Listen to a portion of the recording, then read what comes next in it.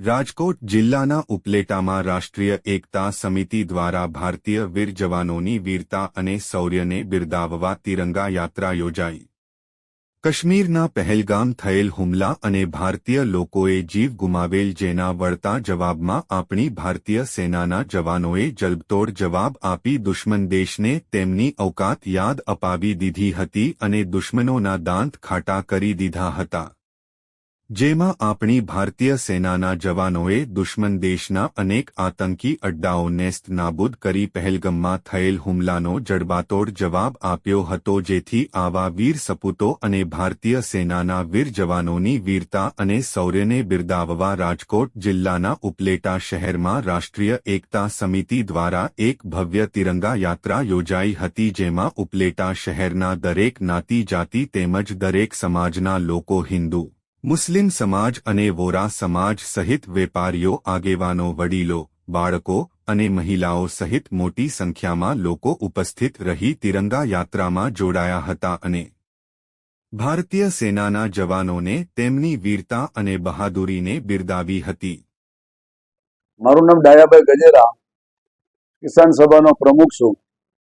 આજે રાષ્ટ્રીય એકતા સમિતિ દ્વારા તિરંગા યાત્રા ઉપલેટાના બાબા સાહેબ આંબેડકર ચોકથી ગાંધી ચોક સુધી રાજમાર્ગ ઉપર યોજાઈ। ઉપલેટા નગરપાલિકાના પ્રમુખના નેતૃત્વમાં યોજાયેલી આ તિરંગા યાત્રાની અંદર વિશાળ સંખ્યામાં ભાઈઓ બહેનો ઉપસ્થિત રહ્યા હતા। ખરા અર્થમાં કહી શકાય એવી આ રાષ્ટ્રીય એકતાના દર્શન આ તિરંગા યાત્રામાં થયા અને તેમાં હિન્દુ મુસ્લિમ સમાજના આગેવાનો અને આમ જનતામાંથી મોટી સંખ્યામાં લોકો ઉપસ્થિત રહ્યા। ભારત દેશમાં તાજેતરમાં જે ઓપરેશન સિંદૂર દરમિયાન જે આતંકવાદીઓની વિરુદ્ધની જે ઝુંબેશ કરી અને તેમાં જે સફળતા મેળવી છે અને દેશે જે રીતે સાથ સહકાર આપ્યો છે।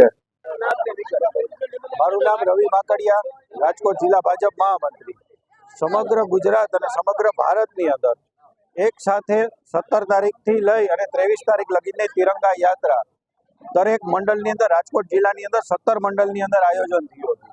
ત્યારે આ તિરંગા યાત્રા આપણા શહીદ થયેલા સૈનિકો અને અત્યારે આપણી દેશની જે રક્ષા કરે છે એના માટેની અંદર આ ઉપલેટાની અંદર જ્યારે યાત્રા થઈ તો હરેક સમાજની અંદર હિન્દુ, મુસલમાન, ઈસાઈ દરેક સમાજ સાથે મળી તમામ સામાજિક સંસ્થાઓ, NGO તમામ સંસ્થાઓ સાથે રહી અને ભાઈચારાની રૂએ એક તિરંગા યાત્રા વિશાળ આયોજન કરવામાં આવ્યું હતું અને તમામ ભાઈઓને આ તકે તિરંગા યાત્રામાં ઉપસ્થિત રહી અને મહાભારત પરમ વૈભવના શિખર ઉપર ચડે એવી આશા સાથે તિરંગા યાત્રાનું આયોજન કરેલું હતું।